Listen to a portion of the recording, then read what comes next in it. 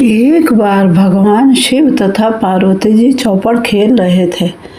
पार्वती जी ने खेल ही खेल में भगवान शिव की सारी वस्तुएं जीत ली। शिव जी ने जीती हुई वस्तुओं में से केवल गज चर्म वापस मांगा, पर पार्वती जी ने इस पर विशेष ध्यान नहीं दिया। क्रुद्ध होकर महादेव जी ने कहा, अब मैं 29 दिन तक तुमसे बोलूँगा नहीं। यह कहकर महादेव अन्यंत्र चले गए। पार्वती जी भी उन्हें ढूंढती ढूंढती एक घनघोर वन में जा पहुंची। उन्होंने वहां कुछ स्त्रियों को व्रत का पूजन करते देखा। वे स्त्रियां विभुवन संकष्टी चतुर्थी का व्रत कर रही थीं। पार्वती जी ने भी उन्हीं स्त्रियों के अनुसार वह व्रत करना आरंभ किया। उन्होंने अभी एक ही दिन व्रत किया था कि शिवजी उसी स्थान पर प्रकट हो गए। शिवजी ने पार्वती जी से पूछा, तुमने ऐसा क्या विलक्षण उपाय किया जिससे मुझसे तुम्हारे प्रति उदासीन का निश्चय भंग हो गया। तब पार्वती ने विभुवन संकष्टी चतुर्थी का विधान शिवजी को बता दिया।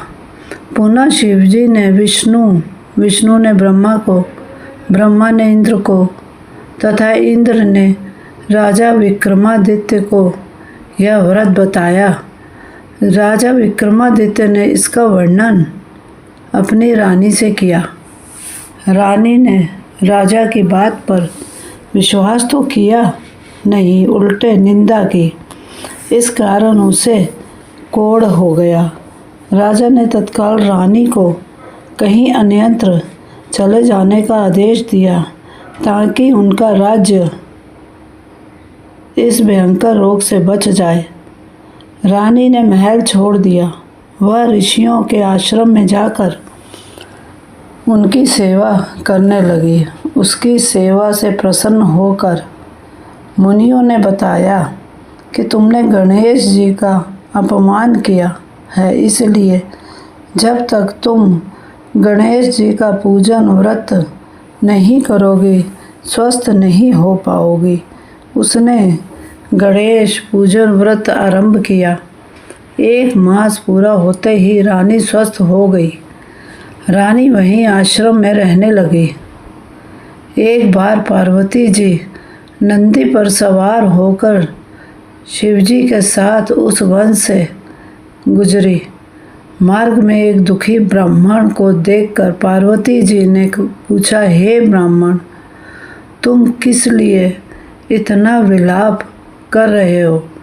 ब्राह्मण ने उत्तर दिया, यह सब दरिद्रता की ही कृपा का फल है।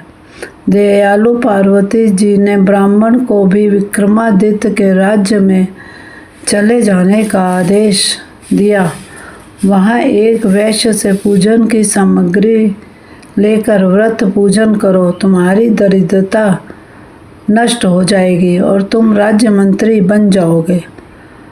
ब्राह्मण ने वैसा ही किया। ब्राह्मण राज्य मंत्री बन गया।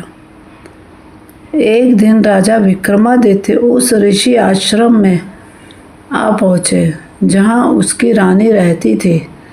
रानी को स्वस्थ तथा निरोग देखकर उनकी प्रसन्नता का ठिकाना न रहा। वे रानी को लेकर महलों में चले गए। राजा और रानी जीवन भर सभी सुखों का भोग कर अंत में स्वर्ग लोक को प्राप्त किया। प्रत्येक माह में संकष्टी चतुर्थी के दिन भगवान गणेश जी के निमित्त पूजा और व्रत बताया गया है, लेकिन विभुवन संकष्टी चतुर्थी का विशेष महत्व है क्योंकि यह पर्व 3 साल में एक बार आता है। अधिक मास में पड़ने के कारण इसका अत्यधिक शुभ फल भक्तों को प्राप्त होता है।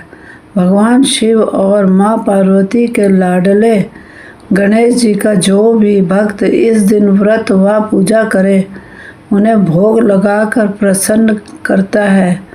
इससे भगवान भोलेनाथ और पार्वती जी की कृपा भी उसे प्राप्त होती है। इसी कारण व्रत का विशेष महत्व है। प्रातः स्नान आदि करके गणपति जी के मंदिर जाकर पूजा अर्चना करें। विघ्नहर्ता को सभी प्रकार के लड्डू का भोग लगाया जा सकता है, लेकिन इस दिन तिल के लड्डू का भोग उत्तम माना गया है। इसके बाद पूरे दिन व्रत करें। दिन में गणेश जी के नाम का उच्चारण करते रहें। सायंकाल में किसी मीठे व्यंजन से उपवास पूरा करें। चैनल को सब्सक्राइब करें।